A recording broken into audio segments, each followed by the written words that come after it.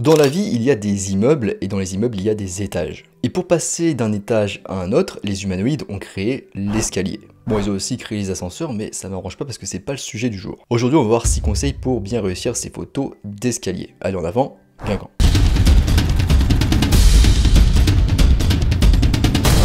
Avant de commencer, je vous rappelle qu'en description, vous pouvez toujours accéder à ma formation gratuite sur les bases de la photographie. Je vous invite à vous inscrire si ça vous intéresse.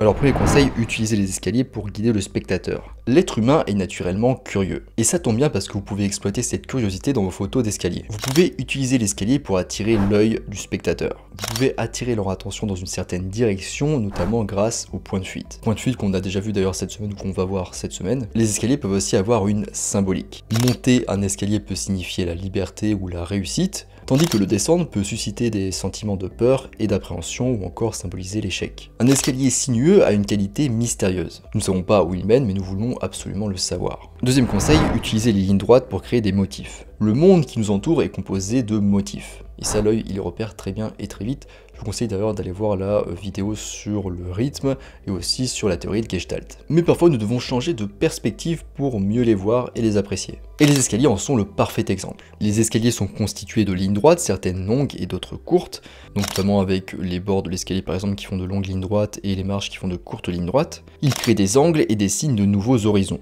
Mais vous devrez peut-être changer de point de vue pour les apprécier. Vous pouvez aussi essayer de tourner l'appareil photo sur le côté. L'utilisation de lignes droites dans les escaliers est excellente pour la photographie d'architecture abstraite. Et cela peut contribuer à apporter de la texture et de la structure aussi à vos photos de rue. Vous pouvez aussi utiliser les lignes droites pour guider le spectateur, comme on l'a vu dans le premier conseil, ou elles peuvent aussi être utilisées pour encadrer un sujet si vous faites des portraits notamment. Troisième conseil, utilisez les courbes et les spirales dans vos photos d'escalier. Un escalier en colimaçon est plein de courbes et de torsions qui en font un excellent sujet pour les photographes. Il nous intrigue.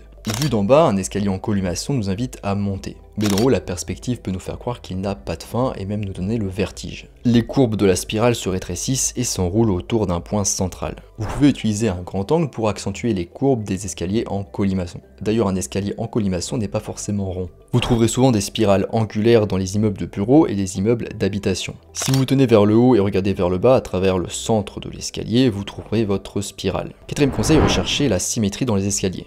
Les lignes et courbes uniformes des escaliers en font un excellent endroit pour trouver de la symétrie. Les marches, les rampes et les murs créent des motifs symétriques que les photographes peuvent capturer avec joie. De nombreux escaliers publics dans les gares par exemple sont des lieux intéressants pour la photographie de symétrie. Leur design est souvent propre et épuré, ce qui permet de trouver facilement des photos de symétrie. D'ailleurs, il y a 2 clés importantes pour de bonnes photos de symétrie. La première, c'est de bien centrer son sujet, ça fonctionne toujours bien. Et la seconde clé, c'est d'utiliser un ratio carré, donc 1 pour 1. Ces 2 points fonctionnent très bien pour la photo de symétrie. Cinquième conseil, utilisez des personnes dans vos photos d'escalier. L'ajout de personnes dans vos photos d'escalier peut ajouter un nouveau point d'intérêt. Vous pouvez créer un contraste entre les formes douces de la silhouette humaine et les lignes dures de l'escalier.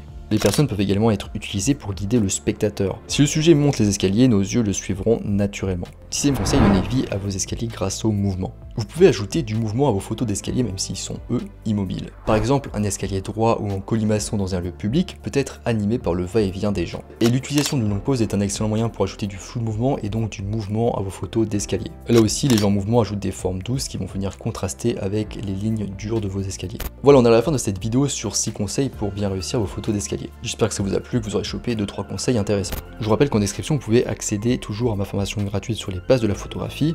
Moi, je vous laisse ici à vos photos d'escalier et je vous dis à bientôt sur les internets mondiaux.